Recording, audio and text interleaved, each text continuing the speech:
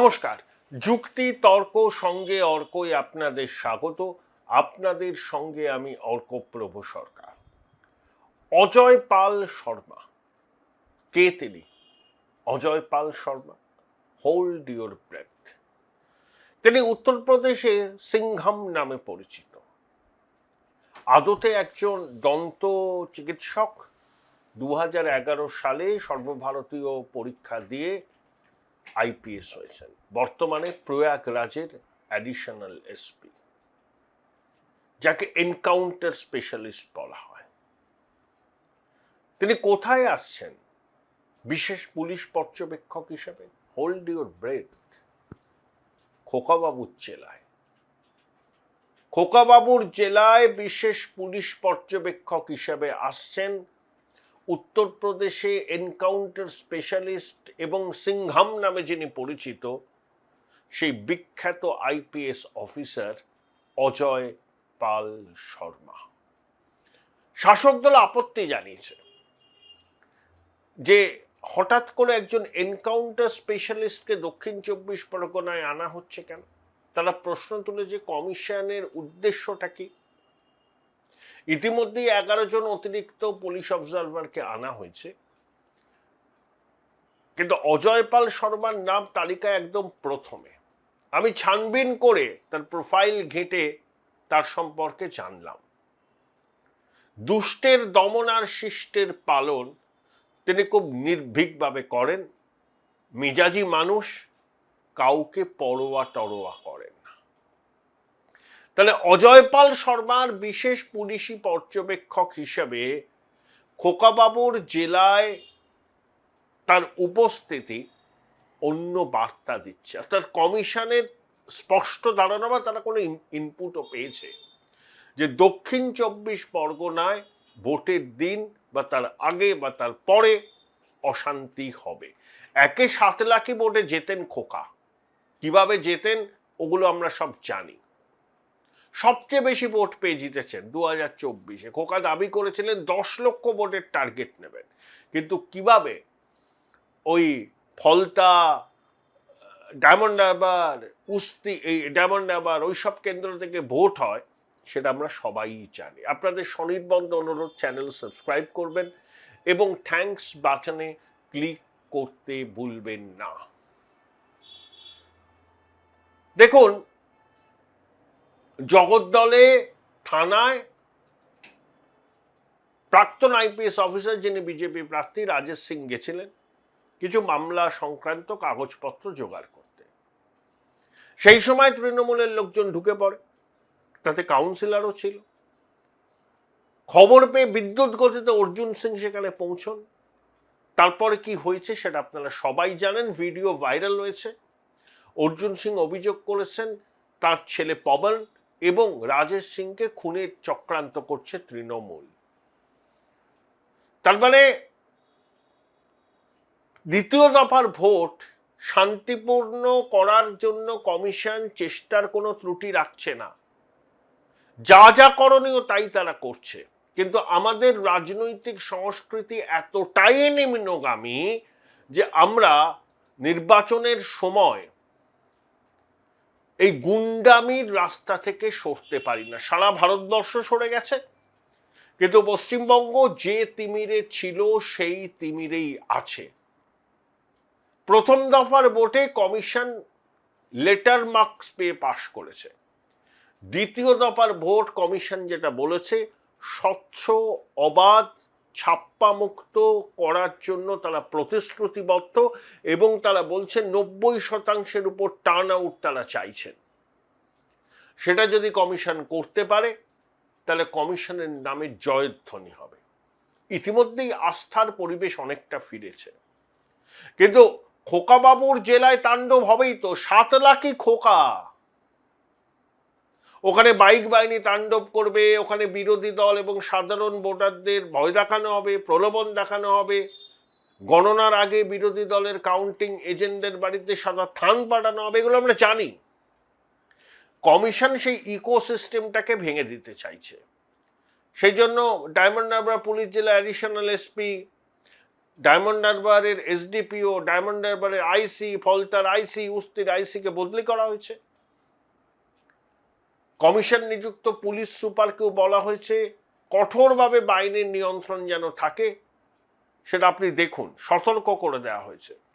এবং যে আইপিএস অফিসারকে কমিশন সরিয়ে দিয়েছে, তাকে সাসপেন্ড করে তার যে মূল ক্যাডার সেন্ট্রাল হোম মিনিস্ট্রির কাছে রিপোর্ট পাঠিয়ে দিয়েছেন। ভদ্রলোকের কপালে দুর্ভোগ অপেক্ষা করে আছে, ভীষণ অনুপ্রাণিত। ফলস কেস দিচ্ছিলেন বলে অভিযোগ বিরোধীদের, এবং বিভিন্ন রকম কাজ যেগুলো নির্বাচনের সঙ্গে সামঞ্জস্যপূর্ণ নয়, সেই সমস্ত কাজের সঙ্গে যুক্ত ছিলেন। তাহলে ব্যবস্থা নিয়েছে কমিশন, আরো ব্যবস্থা নেবে।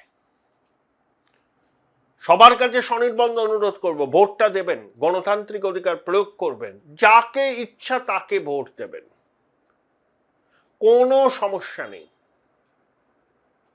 কিন্তু ভোটটা দেবেন, কারণ এটা আপনার গণতান্ত্রিক অধিকার। এই গণতান্ত্রিক অধিকার আপনাকে প্রয়োগ করতেই হবে, নান্য পন্থা এছাড়া আর অন্য কোনো পথ নেই, পরিষ্কার। কিন্তু ওই এনকাউন্টার স্পেশালিস্ট উত্তরপ্রদেশের পুলিশের সিংঘামকে খোকাবাবুর জেলায় বিশেষ পুলিশ পর্যবেক্ষক হিসাবে কমিশনের নিয়োগ খুব তাৎপর্যপূর্ণ। সিআরপিএফ এর ডিজি ছবি পোস্ট করেছেন, সাঁজোয়া গাড়ি লাইন দিয়ে দাঁড়িয়ে আছে। অর্থাৎ কমিশন এবং কেন্দ্রীয় বাহিনী, সিআরপিএফ, আইটিবিপি, সিআইএসএফ, এসএসবি, তারাও বদ্ধপরিকর পশ্চিমবঙ্গের নির্বাচনকে অন্য মাত্রায় নিয়ে যেতে। সারা ভারতবর্ষে যেভাবে গণতন্ত্রের উৎসবে মানুষ সামিল হন, পশ্চিমবঙ্গেও যেন সেই লেটার অ্যান্ড স্পিরিটে মানুষ সামিল হন গণতন্ত্রের উৎসবে, যেখানে হবে না রক্তপাত, যেখানে হবে না ছাপ্পা ভোট, যেখানে হবে না বুথ জ্যাম, যেখানে হবে না ভয় ভীতি প্রদর্শন। যদি 29 তারিখ কমিশন একইভাবে ভোটটা করাতে পারে যেটা প্রথম দফায় করেছে, তাদেরকে কুর্নিশ জানাবে পশ্চিমবঙ্গের মানুষ। আরো একটা খবর আপনাদের দিই, দ্বিতীয় দফার নির্বাচনকে অবাধ শান্তিপূর্ণ করার জন্য তো কমিশন প্রতিশ্রুতিবদ্ধ, তাই কিছু কনফিডেন্স বিল্ডিং মেজার্স তারা নিয়েছে। এই প্রতিবেদন যখন রেকর্ড করছি তখন রাজ্য জুড়ে 1543 জনকে গ্রেপ্তার করা হয়েছে। এখনো পর্যন্ত দুষ্কৃতী গ্রেপ্তারের ক্ষেত্রে সব থেকে বেশি এগিয়ে আছে পূর্ব বর্ধমান। আর জগদ্দলের যে ঘটনা, বোমাবাজি, পাথর বৃষ্টি, কমিশন জিরো টলারেন্স, যারা পলাতক অভিযুক্ত তাদেরকেও গ্রেপ্তার করতে হবে। 27 এপ্রিল প্রচারের শেষ দিন, প্রধানমন্ত্রী ব্যারাকপুরে সভা করেছেন এবং সেখান থেকে তিনি বলেছেন মাতৃশক্তিকে লক্ষ্য করে ভোট দিতে যখন যাবেন তখন তৃণমূলের গুন্ডাদের মুখগুলো মনে রাখবেন। কলকাতাকে সিটি অফ ফিউচার বানাতে হবে, সিটি অফ জয় যেমন ছিল তো আছেই, সিটি অফ ফিউচার বানাতে হবে। অর্থাৎ পরিকাঠামোর জোরদার করতে হবে, কর্মসংস্থান বাড়াতে হবে এবং কলকাতাকে কেন্দ্র করে বিরাট অর্থনৈতিক কর্মকাণ্ড করতে হবে। 26 এপ্রিল উত্তর কলকাতার বিকে পাল অ্যাভিনিউ থেকে খান্না মোড় পর্যন্ত প্রধানমন্ত্রী রোড শো করেছিলেন। আমি ওই অঞ্চলে ছিলাম, আমি নিজের চোখে প্রত্যক্ষ করেছি মানুষের উন্মাদনা, বয়স নির্বিশেষে, বিশেষ করে মহিলারা। একজন প্রথমবার ভোট দেবে, চমৎকার কথা বললেন আমায়। এটি বাচ্চা মেয়ে, 19-20 বছর বয়স, কলকাতার একটি কলেজে পড়ে, যে বলছেন যে স্যার, মেয়েরা অভাব সহ্য করতে পারে কিন্তু অসম্মান সহ্য করবে না। কথাটা আমার নাড়া দিয়ে গেছে। আমি জিজ্ঞেস করলাম কি ভাবছো তোমরা? তারা বলছে পরিবর্তনের পক্ষে আমরা। এবং বিকে পাল অ্যাভিনিউ থেকে খান্না মোড় পর্যন্ত যে রোড শো, কোনো বাইরের লোক ছিল না, আশেপাশের বিধানসভা কেন্দ্রের লোকজন বিজেপির কর্মী সমর্থক ছিলেন, তার থেকে উল্লেখযোগ্য ছিল সাধারণ মানুষের সরব উপস্থিতি। ঠায় তারা বসেছিলেন অনেকে বিকেল 3টে থেকে। মোদিজি তো এসছেন, আমি যেখানে দেখলাম কালীদত্ত স্ট্রিটের ওখানে 6:30, কিন্তু কারুর মনে কোনো বিরক্তি নেই। এই যে কালকে কলকাতা শহরে যান চলাচল কার্যত অবরুদ্ধ হয়ে গেছিল, তেমন কোনো বিরক্তি সূচক কথা কিন্তু কারুর মুখ থেকে শুনিনি। অর্থাৎ যে উন্মাদনার আমি সাক্ষী, এটা কিন্তু লোক জড়ো করে, ভাড়া করে, ভয় দেখিয়ে লোক জোগাড় করার বিষয় ছিল না। যারা ছিল ওখানকার মানুষ, কোনো বাইরের লোক ছিল না। কেউ এসছেন ধরুন রামা স্ট্রিট থেকে, কেউ এসছেন টালা থেকে, কেউ এসছেন বড়বাজার থেকে, কেউ এসছেন উল্টোডাঙ্গা থেকে, আশেপাশের এলাকার মানুষ এবং অগণিত সাধারণ মানুষ যারা সেভাবে রাজনীতি করেন না। কাছ থেকে প্রধানমন্ত্রীকে দেখার একটা আগ্রহ, কিন্তু প্রধানমন্ত্রী নরেন্দ্র মোদীর যে তুঙ্গস্পর্শী জনপ্রিয়তা সচক্ষে আমি কাল প্রত্যক্ষ করেছি। 2024 লোকসভা নির্বাচনের আগেও তিনি শ্যামবাজার মোড় থেকে বিবেকানন্দ জন্মভিটে পর্যন্ত পদযাত্রা করেছিলেন। বিজেপি হেরেছিল, মার্জিন অনেক কম হয়েছিল। এবার তো পোস্ট এসআইআর ভোট, এবার কে কিভাবে নেবেন জানি না। মানুষের সাথে কথা বললে একটা জিনিস বোঝা যাচ্ছে, বহু মানুষ এবার হৃদয়ে পরিবর্তনের আকাঙ্ক্ষা ধারণ করছে, এবং কে কাকে ভোট দিচ্ছে সেটা আগাম বোঝা কারুর পক্ষে সম্ভব নয়। শাসক দলের যে ভোট মেশিনারি ভোটের দিন কাজ করে, অতীতে করত, এবার সেটা সেভাবে কাজ করতে পারবে না।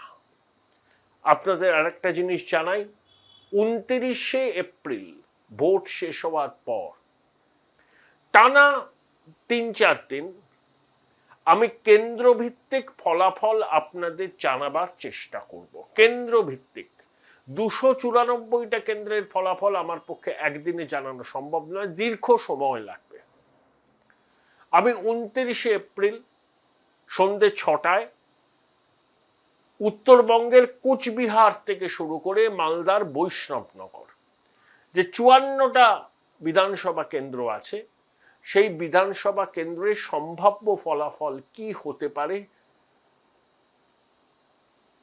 সেটা আপনাদের বলবো। প্রত্যেকটি আসনে সম্ভাব্য কোন দলের প্রার্থী জিতবেন সেটাও বলার চেষ্টা করব। এটা কোনো স্ট্যাটিস্টিক্যাল অ্যানালিসিস নয়, কিন্তু বহু মানুষের সঙ্গে কথা বলে, তাতে শাসক দলের নেতা মন্ত্রী থেকে বিরোধী দলের নেতা, সাধারণ মানুষ, প্রথম ভোটার, মাতৃশক্তি, আইনজীবী, ব্যবসায়ী, খুচরো দোকানদার, সাধারণ গৃহবধূ, সরকারি কর্মচারী, অবসরপ্রাপ্ত কর্মচারী, কেন্দ্র সরকারের কর্মচারী, বেকার এবং সাংবাদিক, বহু মানুষ লাগাতার কথা বলে যে ফিডব্যাক পেয়েছি তাদের কাছ থেকে, সেটাই আপনাদের কাছে রাখবার চেষ্টা করব। যদি মিলে যায় আপনারা জয়ধ্বনি দেবেন, যদি না মিলে গালাগাল দেবেন, এর বাইরে তো কিছু হবে না রে ভাই। এটাও আমার কাছে একটা একাডেমিক এক্সারসাইজ। আশা করি 29 এপ্রিল সন্ধ্যে 6টা থেকে টানা কয়েকদিন কেন্দ্র ধরে ধরে সম্ভাব্য ফলাফল দেওয়ার চেষ্টা করব, আপনারা সেটা দেখবেন।